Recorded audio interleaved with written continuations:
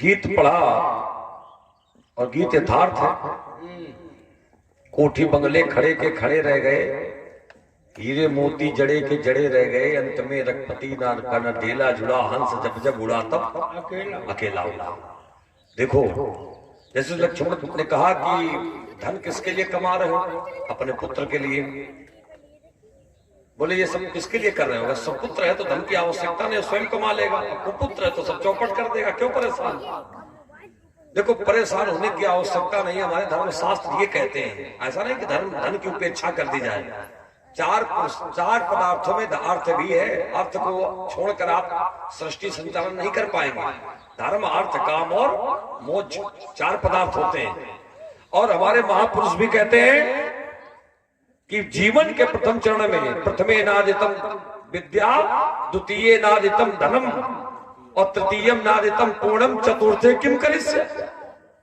अगर जीवन के पहले चरण में तुमने अध्ययन नहीं किया तो जीवन तुमने बर्बाद कर लिया।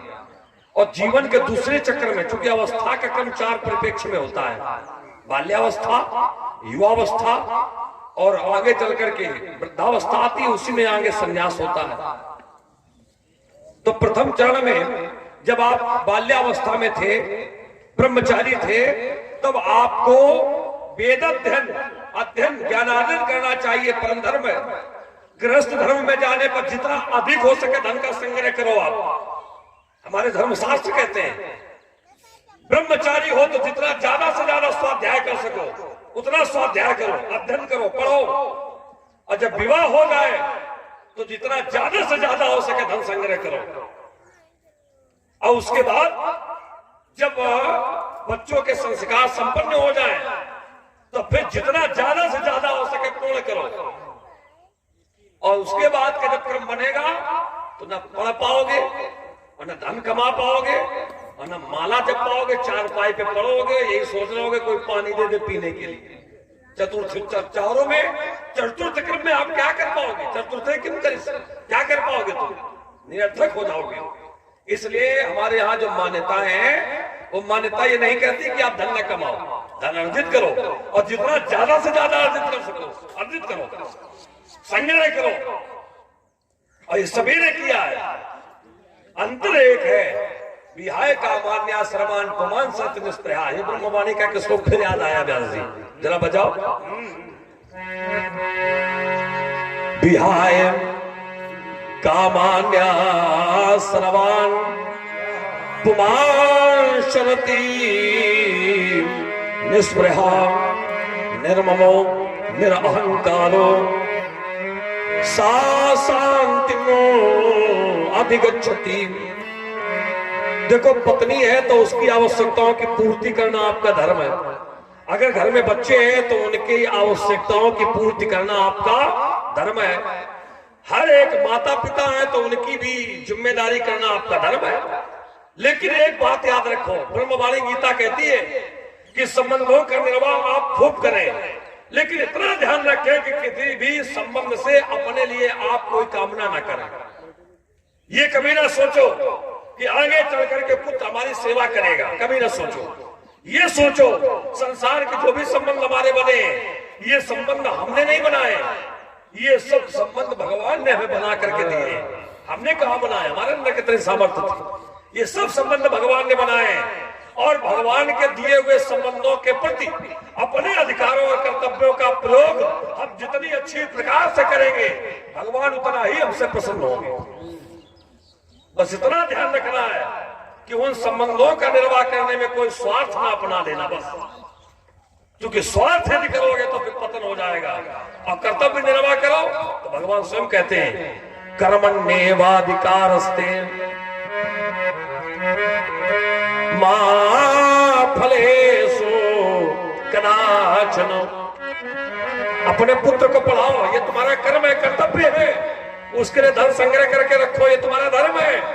लेकिन उसके उपभोक्ता स्वयं बनने का प्रयास मत करो। अगर स्वयं बनोगे तो तुम्हें कष्ट मिलेगा। ये है, इसलिए ऐसा कहा जाता है संसार में आकर के सब कुछ करना पड़ता है। समय समय की स्थितियां होती है, निर्वाह करना पड़ता है। व्यास जी गीत बहुत सुंदर है। एक बार इस गीत को मैंने अपने प्रत्यक्ष आंखों से देखा एक व्यक्ति ने बड़ा सुंदर भवन बनाया और भवन बनवाने के बाद कुछ अच्छे गीतकारों गायकों को बुलाया कि भाई कुछ मंगलोत्सव हो जाए। तो जब वो गीत गाने के लिए आए तो गीत गाने के लिए जब बैठे उनके सभी नाते रिश्तेदार भी उपस्थित थे। तो उन गीतकारों ने यही गीत पढ़ दिया, क्या कहा? कोठी बंगले खड़े के खड़े रह गए।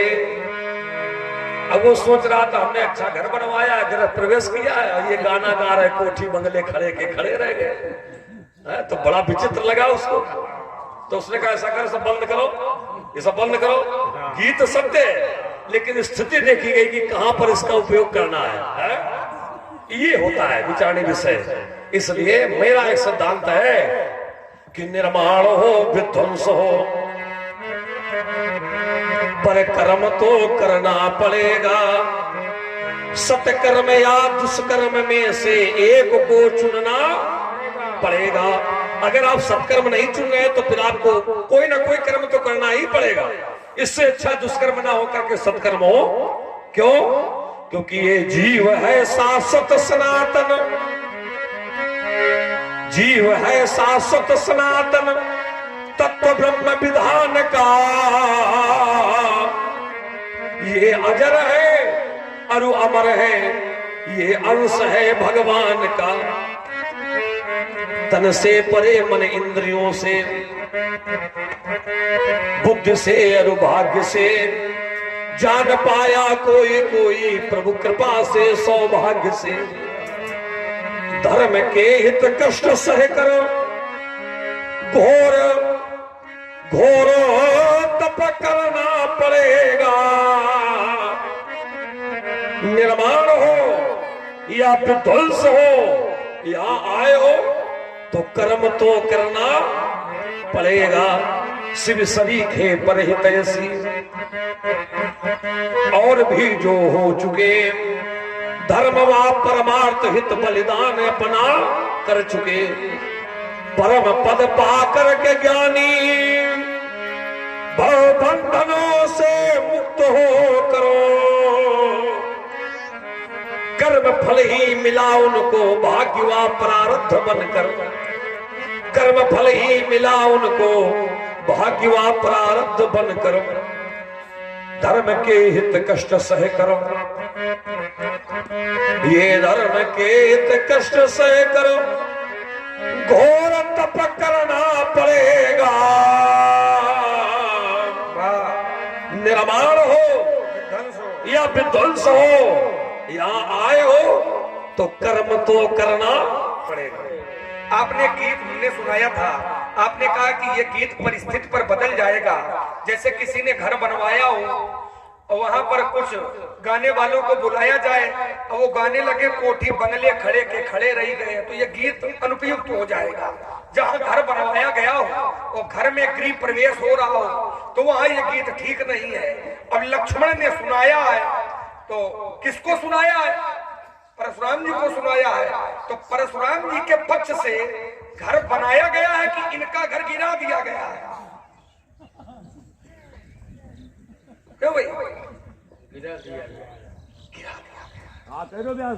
अब जो हम कही रहे हो ऐसा ही जबरदस्ती कहोगे तो देखो हंस कैसे रहा। भार्गव परशुराम जी और श्री लक्ष्मण जी की प्रस्तुति का अवलोकन और प्रभावी हमारी झंडा बाबा रामलीला आयोजक समिति झंडापुर के ये कर्मठ कार्यकर्ता हमारे गुड्डू पाल जी आपकी ओर से 10 पत्र मुद्राएं परशुराम जी और 10 पत्र मुद्राएं लक्ष्मण जी को भेंट की गई हैं। बहुत बहुत धन्यवाद। तो इनके पक्ष से घर बना नहीं है, घर गिराया गया है। इसलिए मैं कह रहा हूँ अंत में लखपति को न देला मिला।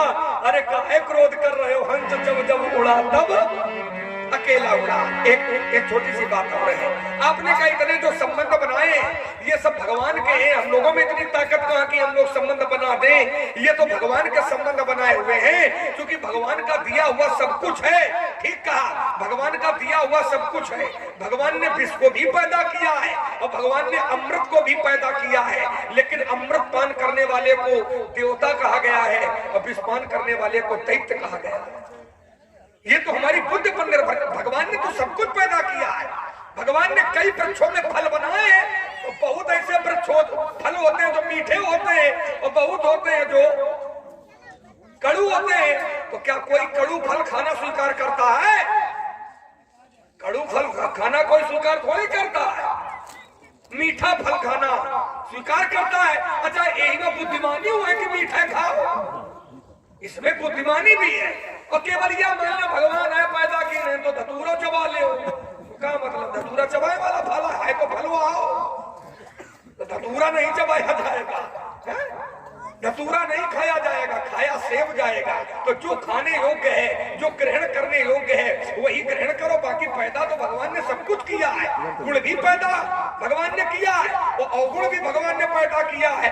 लेकिन मनुष्य की सार्थकता तब है कि वो गुण को ग्रहण करे, वो अवगुण को छोड़े। बस ये इतनी सी बात है केवल। और जो मैं ये कह रहा हूं व्यास जी, ये कौन ही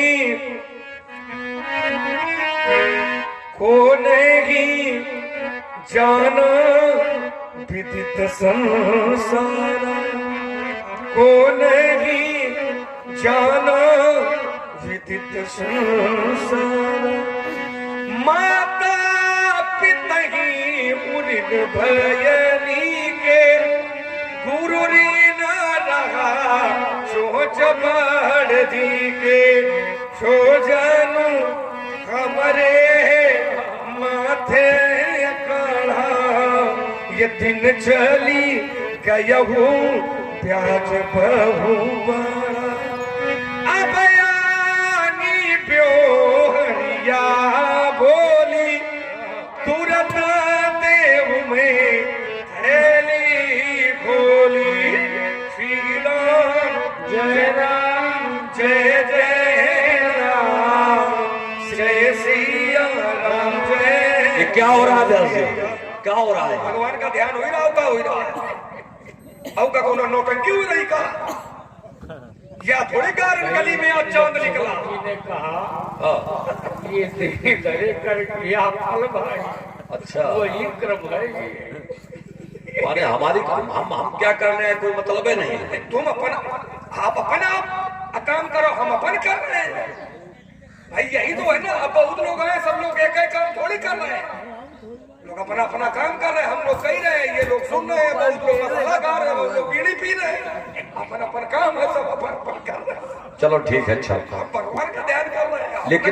लेकिन सबके ध्यान को एकाग्र करना ये हमारा कर्तव्य है, ये इतना होना चाहिए। चलो कर ले।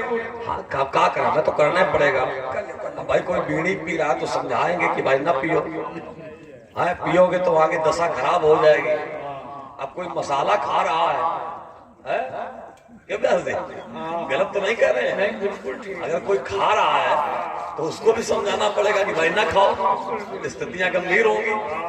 अब यदि किसी को, अब जैसे इसी ने कहा था धतूरे का फल है, तो भगवान ने सेब बनाया है तो सेब खाओ, धतूरे का फल ना खाओ। वही हम कह रहे हैं कि मसाला थोड़े भगवान ने तुम्हें खाने के लिए बनाया है, तुम्हें काय खा रहे हैं? बंद करो सभी, जो उचित है वही खाओ। एक तो दांत भी अच्छे रहेंगे, किसी के साथ बोलोगे बात करोगे तो अच्छा लगेगा। किसी के घर जाओगे पता लगे वहां तुम मसाला खा के बार बार थूक रहे हो, उसको वो भी खराब लगता है। तो ये सब अच्छी बातें नहीं होती हैं, पर होता यही है व्यास जी की अपनी अपनी सोच है। तो लक्ष्मण ने चिंतन दिया, कहा कि और व्यास जी यथार्थ है, इसको यथार्थ में भी कर दे थोड़े शब्दों में। एक बार ऐसी स्थिति मैं अपनी बता रहा हूं कि एक बार एक जगह पर जब रामलीला में उपस्थिति हुई, तो जैसे पाल जी की यहाँ व्यवस्था बनी थी रात्रि में रुकने की, तो एक जगह पर व्यवस्था बनाई गई रुकने की। तो उसने क्या किया, बड़ी भयंकर ठंड थी, तो उसने बाहर बरामदे में चारपाई डाल दी। तो हमने भी सोचा चलो रात में काटनी, हमें यहाँ रुकना थोड़ी है। तो फिर उसने कहा महाराज बीड़ी सिगरेट पान मसाला जो कुछ खाना चाहो तो बताओ, हमने ला के रख दे, कहाँ परेशान हो। तो हमने कहा भाई ऐसा ये सब हम कुछ प्रयोग में नहीं लेते। तो उसने कहा रे, तो उसने कहा महाराज उठो जरा। जब चारपाई से उठे तो उसने उठा के चारपाई कमरे के अंदर डाल दी। तो अब फिर हमने उससे प्रश्न पूछा, हमने कहा ये बताओ ये व्यवहार तुमने क्यों किया? अरे अंदर डालना था तो बाहर अंदर डाल देते, बाहर का डाली, अगर डाल के बिछा दिया था बैठ गए थे तो अब अंदर का कर दे।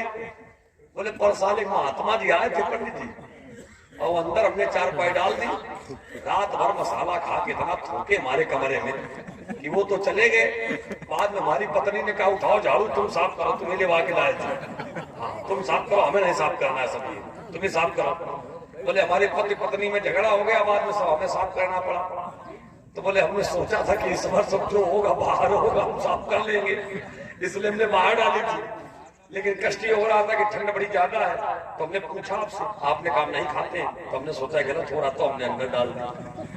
तो ये सोच कर थोड़ा कष्ट हुआ कि समाज को उपदेश देने के लिए जब कोई व्यक्ति जाता है तो उसका उपदेश उतना ही सार्थक होगा जितना उसके आचरण में होगा। और यदि आचरण में उपदेश नहीं है तो जाने कितना उपदेश, ये उपदेश सफल क्यों नहीं हो रहा है? क्योंकि उपदेश देने वाले अपने आचरण में नहीं रखते उपदेश को। यदि आचरण में ले ले तो निश्चित मानो कि उपदेश निश्चित सार्थक जाएगा। लक्ष्मण ने कहा ताबानी व्यवहारिया बोली, तुरंत देव में थैली खोली, आप अपने व्यवहारियों को बुलाएं। हाँ भाई, हम व्यवहारियों को बुलाते हैं। इधर आओ, उठ के हमारे पास, तुम उठ के आओ, पहले हमारे पास उठो। ये गोछा उतारो गले से, एक तरफ पकड़ो उसको, तुम पकड़ो एक तरफ, उसको दो, एक तरफ तुम पकड़ो, अब बनाओ बैठ के। अच्छा बनाना तुम्हारे ऊपर है, जिसको चेक करेंगे। अच्छा बनाओ।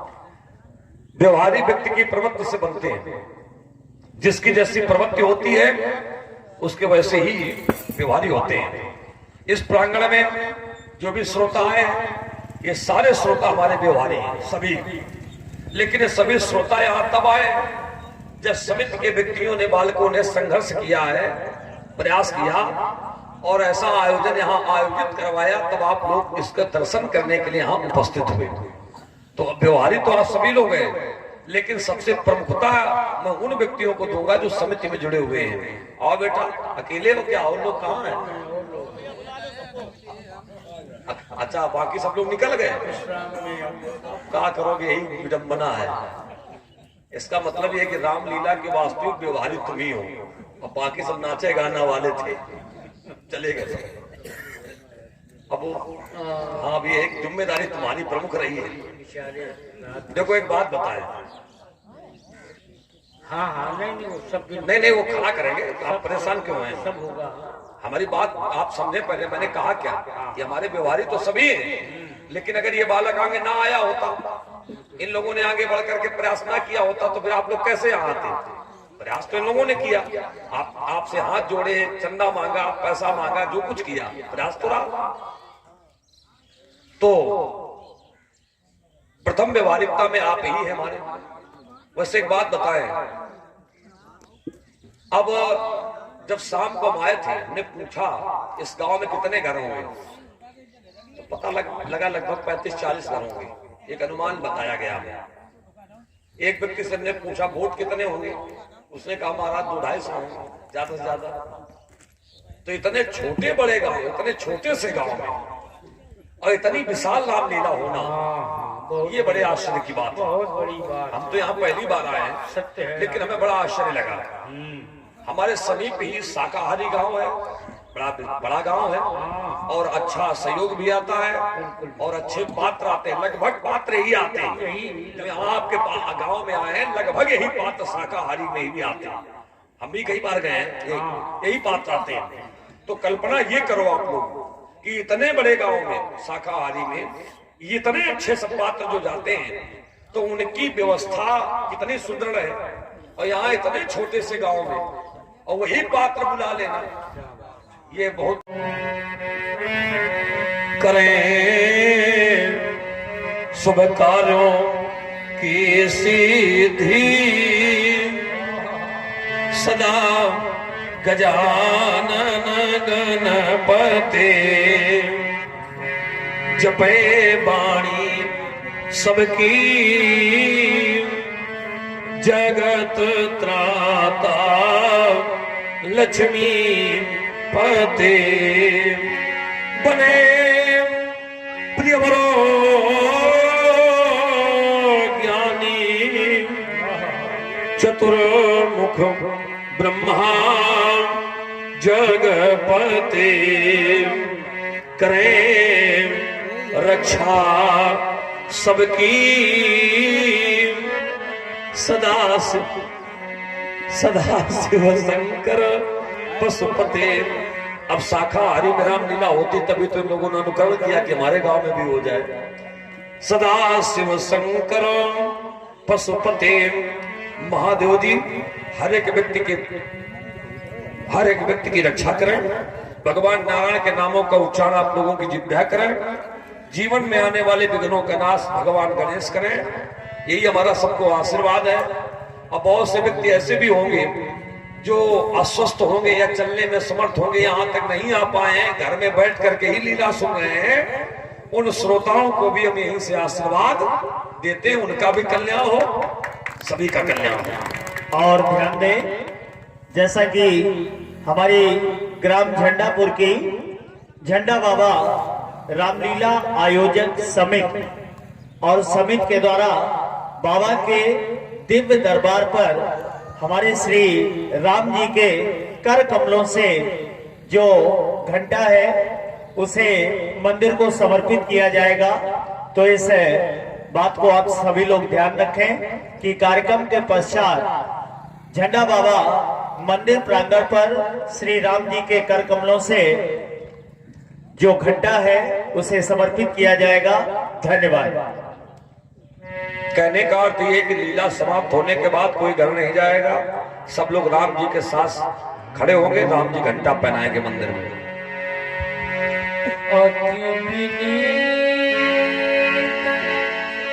मृदु शीतल पानी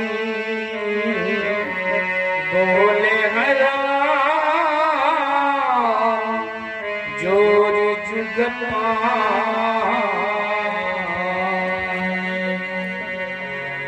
मेरे अनुज लक्ष्मण के द्वारा आपके प्रति जो भी कटवचन प्रयोग किए गए हैं, मैं उन सभी के लिए आपका क्षमा प्रार्थी हूँ और इस आशा के साथ आपके श्री चरणों में निवेदन करता हूँ, क्योंकि आप तो सहज ही सुजान हैं, आप सुजान शिरोमणि हैं और यह बालक है, अबोध है।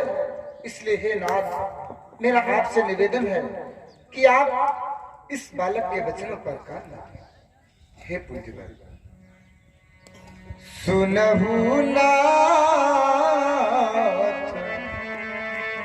तुम सहज सुजान, बालक वचन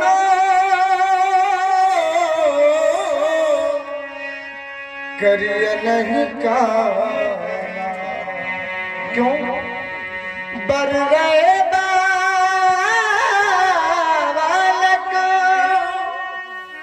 एक स्वभाव,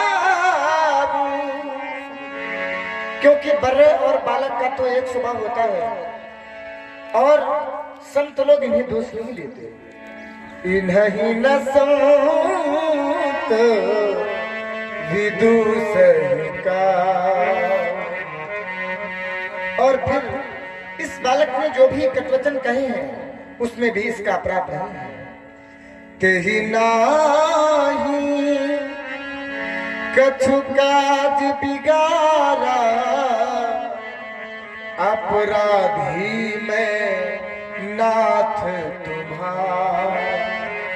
अपराधी तो मैं चाहता हूँ कृपा को वध बधवो गोसाई। आप मुझ पर अपनी कृपा करे, अपना क्रोध कर मेरा वध कर दे, मुझे मान मोह पर करियो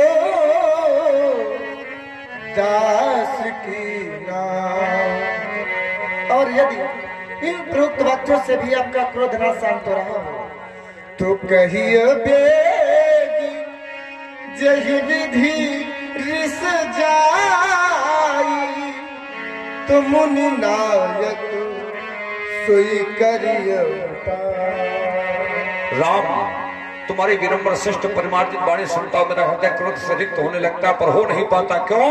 अजो मंद तो चित्त होने से तुम्हारा छोटा भैया लक्ष्मण, देखो देखो देखो टेढ़ा ताक रहा है इसको, देख। एही के कंठ उठारी नती तो मैं कहा को पका की। यदि आज लक्ष्मण के कंठ पर मैंने पुरुष का प्रहार न किया राम तो मेरा क्रोध करालत हो जाएगा। मैं सुटंडी को जीवित नहीं छोड़ूंगा, इसको जीवित नहीं छोड़ूंगा राम। नहीं पूज्य भाई, आप ऐसा न करें, आप ऐसा न करें पूज्य भाई। आप इस कुठार के द्वारा मेरा वध करें, इस कुठार के द्वारा आप मेरी ग्रीवा का शिरोच्छेदन कर दें, लेकिन मेरे अनुज लक्ष्मण को छोड़ दो। क्यों? क्योंकि हे नाथ, यदि मेरे रहते मेरे अनुज लक्ष्मण का वध हो जाएगा तो ये संसार मुझे क्या कहेगा? सभी कहेंगे यही है राम जिसे लोक नायक को मर्यादा पुरुषोत्तम कहा जाता है, और इसने अपने रहते अपने छोटे भाई लक्ष्मण को मरवा दिया। हे नाथ, मैं बिना भैया लक्ष्मण के कौन सा मुंह लेकर के अयोध्या वापस जाऊंगा? अरे अयोध्या जाऊंगा, सभी अयोध्या वासी मुझे यह कह करके बाहर निकाल लेंगे, निकाल दो श्रम। यही है अपने भाई का हत्यारा जिसने अपने रहते अपने छोटे भाई लक्ष्मण का वध करवाया।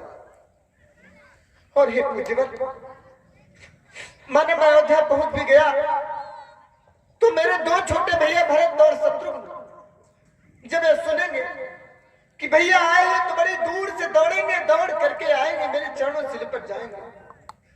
लेकिन जब मेरे पास में लक्ष्मण को ना देखेंगे तो मुझसे पूछेंगे भैया जब आप अयोध्या से गए थे तो लक्ष्मण भैया को साथ में लेकर के गए थे, लेकिन आज आप लक्ष्मण भैया को साथ लेकर के नहीं आए, तो मैं उन्हें कौन सा उत्तर दूंगा, क्या कह करके समझाऊंगा?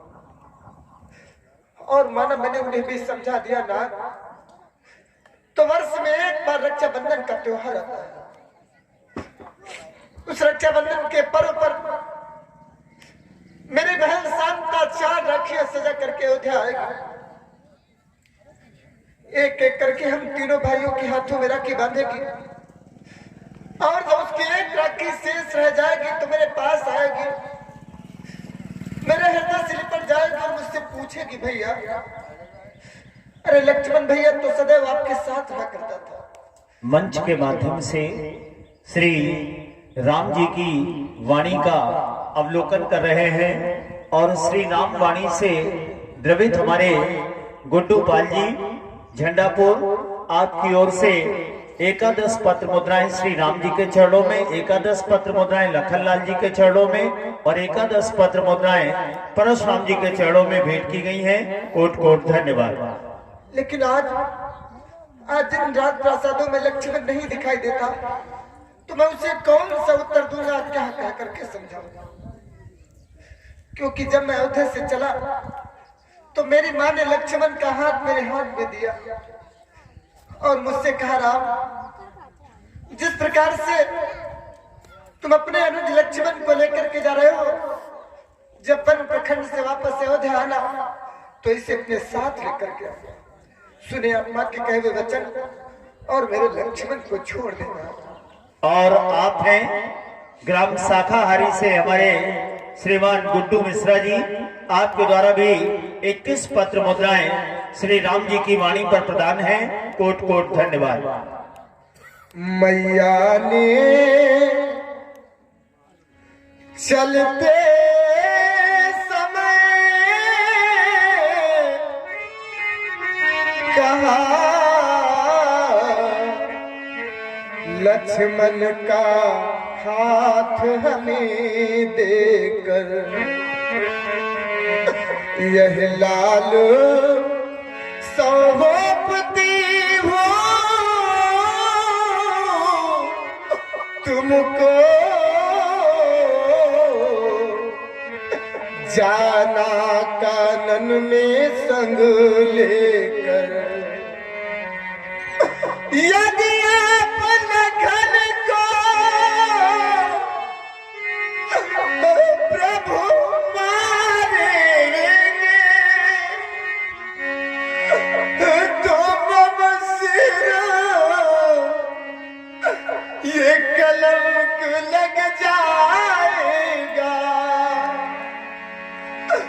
ये मुझसे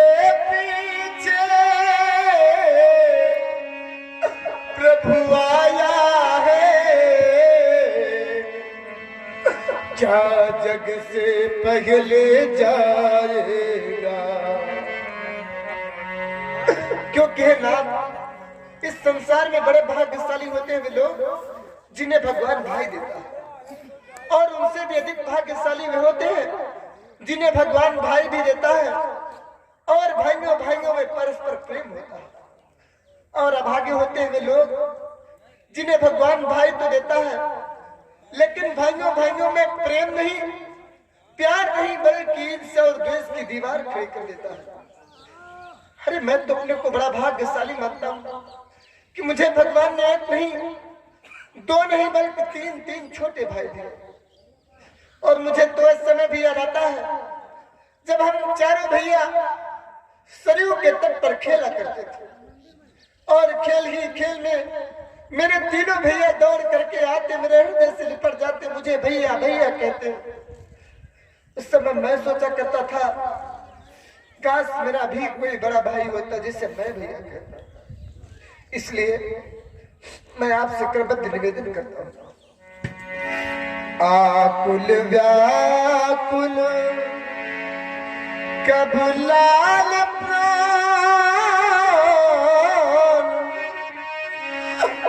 मेरे भैया को मुझे दे दो,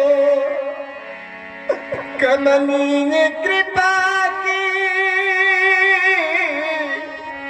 प्रभु कोर करो, ये भाई संग भाई जीने दो।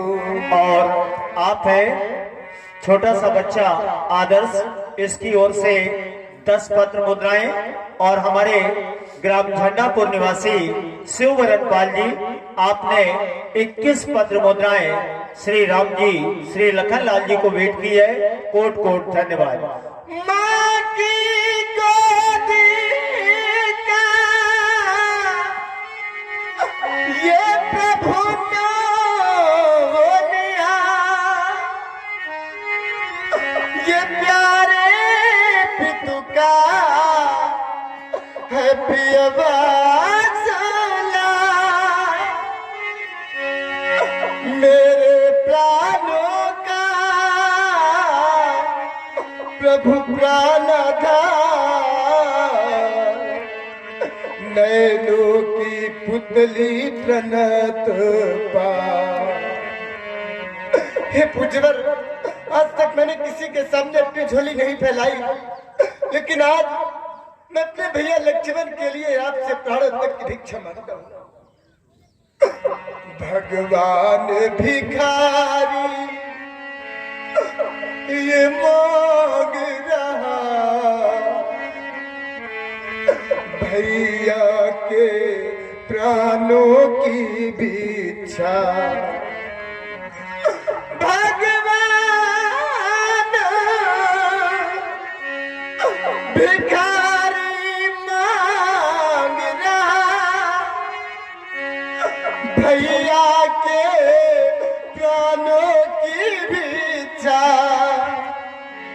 बदले में मेरा प्रभु वध करके पूरन कर लो उनकी इच्छा। और आप हैं ग्राम चिल्ली निवासी हमारे राम बाबू पाल जी, आपकी ओर से 101 पत्र मुद्राएं मंच पर मंचासीन सभी विभूतियों के चरणों में प्रदान की गई हैं। कोट कोट धन्यवाद। मैं बिना लखन के हे भगवन किस तरह अवधपुर जाऊंगा, मैया पूछेगी मेरा लखन कहाँ, मैया पूछेगी कि मेरा लखन कहाँ, तो क्या कह कर समझाऊंगा। बताओ बताओ पूज्यवर, मैं अपनी मैया को कौन सा उत्तर दूंगा, क्या कह करके समझाऊंगा। और हे नाथ, जब माँ को पता चलेगा कि लक्ष्मण का वध हो गया तो जलहीन मीन सी व्याकुल हो मैया तड़फड़ा उठेगी तब उस छाती से उस गोदी से ज्वाला भड़भड़ा उठेगी तब इतना करना हम दोनों की छातियां मिला देना स्वामी गल बहिया डाले हुए युगल हमको लपेट देना स्वामी। क्योंकि है ना, इस संसार में मित्र भी मिल जाते हैं, शत्रु भी मिल जाते हैं, लेकिन सगा भाई दोबारा कभी वापस नहीं मिलता। देशे देशे करत प्राण देशे देशे च बांधवा तम तु देशम न पश्यामि यत् भ्राता सहोदर। इसलिए मैं आपसे आखिरी निवेदन करता हूँ, आखिरी विनय यह राम करे फिर दया कर वचनो निभा देना हम दोनों भैया को भगवान एक साथ बहा दे। राम, मैं लक्ष्मण का वध नहीं करूंगा। तुम्हारे नेत्रों से निकलते हुए अश्रुओं को देखता हूँ राम, ऐसा लगता है एक भी अश्रु यदि तुम्हारे नेत्रों से धरातल पर गिरा राम तो ये धरातल सातल में प्रवेश कर जाएगी। इसलिए अपने अश्रुओं को रोक लो राम, मैं लक्ष्मण का वध नहीं करूंगा। और राम तुम रो नहीं, नहीं ये धरा धस जाएगी, करुण कंदन से तुम्हारे राघव प्रलय मच जाएगी। माँ के हृदय सा प्यार ले तुम भैया बचाने आ गए, निज बंधु के रक्षार्थ राघव तुम स्वयं आगे आ गए। अपराधी भैया तुम्हारा कैसे तुमको मार दूं, तुम हो सभी के प्राण राघव कैसे तुम्हें संहार दूं। राम तुम निज मातु पितु के अरु अवध के प्राण हो, आदर्श हो भ्रातृत्व के तुम सौम्य शांत महान हो। राम तुम्हारे मस्तक पर यदि कोई कलंक लग जाएगा तो कौन धरा पर ऐसा है जो निष्कलंक कहलाएगा। राम तुम्हारे ये अश्रुबिंदु धरती कैसे सह पाएगी। अब और इन्हें मत गिरने दो, देश की छाती फट जाएगी। मैं बंधु विहीन बना करके तुमको नहीं पठाऊंगा, मत रो इसे मार करके मैं तुमको नहीं रुलाऊंगा। भाई भाई का ये प्यार राम सब जग को पाठ पढ़ाएगा। तुम दोनों का निष्कपट प्रेम आदर्श अमर बन जाएगा। ले जाओ राम, ले जाओ अपने भैया को राम, ले जाओ। सुनि सौमित्र भी हर्ष भाव कृपा मूर्ति अनुकूला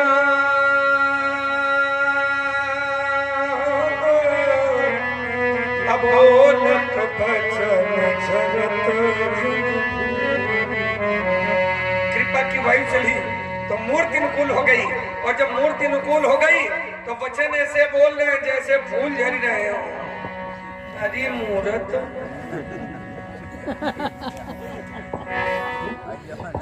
सारंगी फलबारी में मुनि जी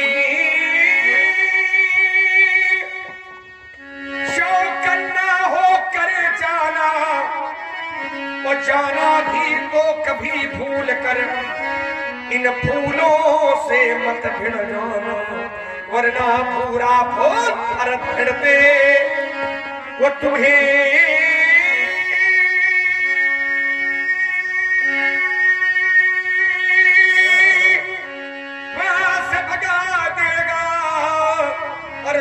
शत्रुघ्न सात बार इस मिट्टी में तुम्हें मिला देगा, तब निश्चय होगा अंत एक दिन इस जगत से अत्याचारी का। अब फूल फूलना अब बंधन होगा, अब वीरों की फुलवारी का। इसका तात्पर्य ये नहीं कि हम फुलवारी लगवाना ही नहीं जानते। अगर ऐसी कोई बात है तो हमारे पास भी सारी व्यवस्था है। मैं मिथिलापुर से अवधपुरी तक एक सुंदर क्यारी लगवाऊंगा,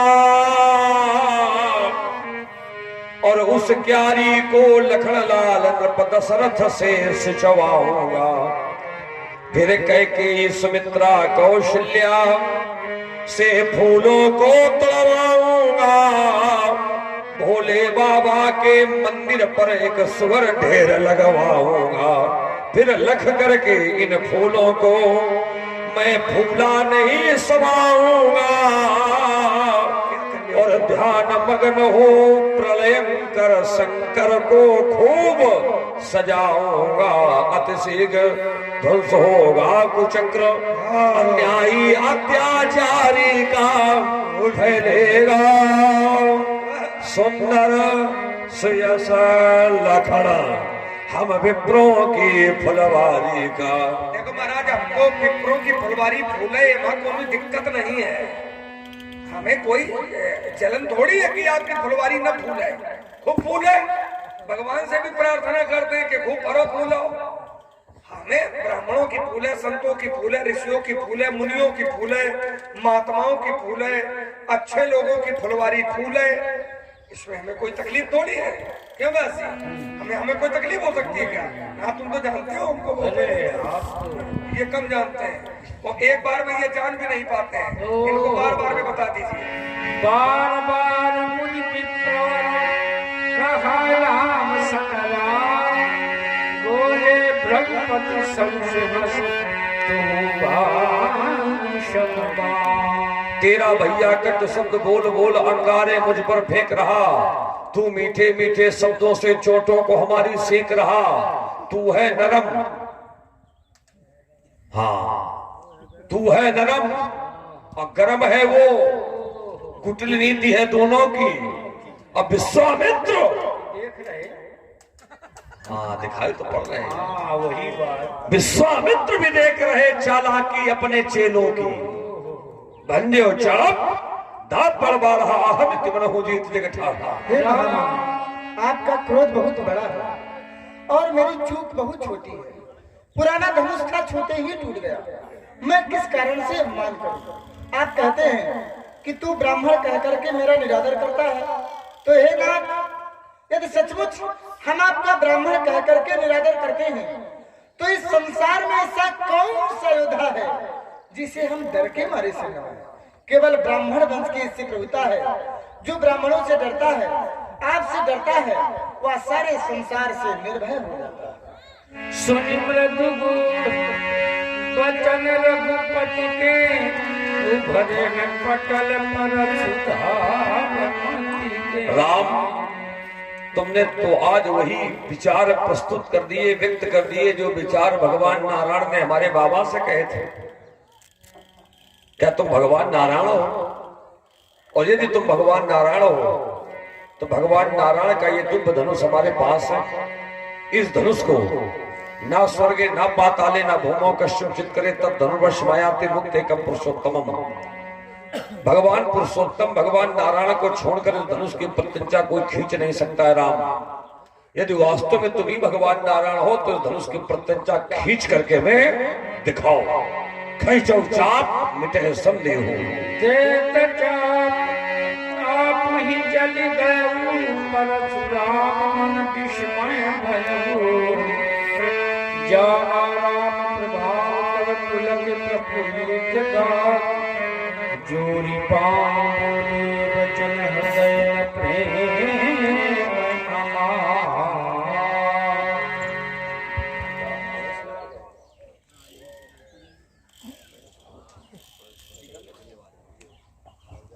कर लो।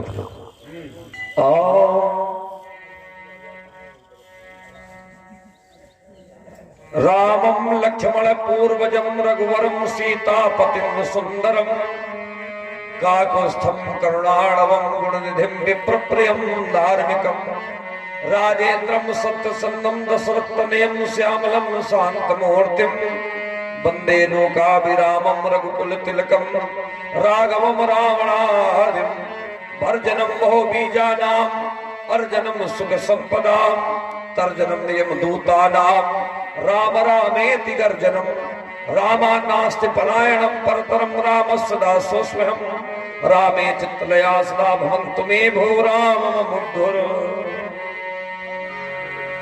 जय रघुवंश वनज वन भानु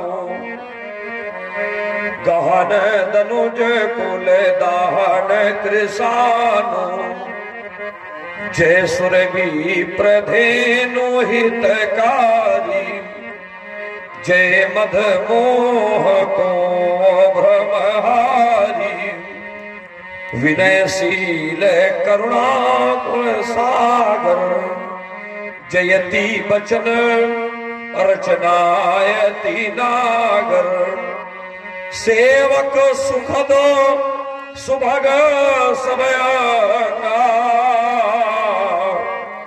जय शरीर छवि कोटि अनंगा करम का मुख एक प्रशंसा जय महेश मन मानस हंसा अनुचित बहुत कहो अज्ञाता क्षमो क्षमा मंदिर दो भ्राता। अब दास ने प्रभु को जान लिया हे राम हमें अब क्षमा करो लक्ष्मण दास पर दया करो है झुका हुआ मस्तक मेरा इस पर वरदानी हाथ धरो तब नाम जपे रसना निस दिन प्रभु दर्शन नेत्र करें प्रतिदिन मन केवल ध्यान तुम्हारा धरे ना सोनी रहे कुटिया प्रभु बिन जय लक्ष्मी पति जय जय अनंतो तुमको अपना गुरु मान लिया अब दास ने प्रभु को जान लिया इस दास ने प्रभु पहचान लिया। सब लोग अपनी जगह छोड़ करके उठ के खड़े हो और स्नेह के साथ सब लोग प्रेम से बोलो बोलिए श्री रामचंद्र की बोलो लक्ष्मणलाल की बोलो जानकी मैया की बोलिए महादेव बाबा की बोलिए पार्वती मैया की बोले रक्त बलवंत हनुमंत लाल की जय हो। जाओ सब लोग राम जी के साथ चले जाओ और वहां घंटा जाकर के बांधो कही जय जय जय रघुकुल कहे तू रघुपति गए हैं मन ही कथ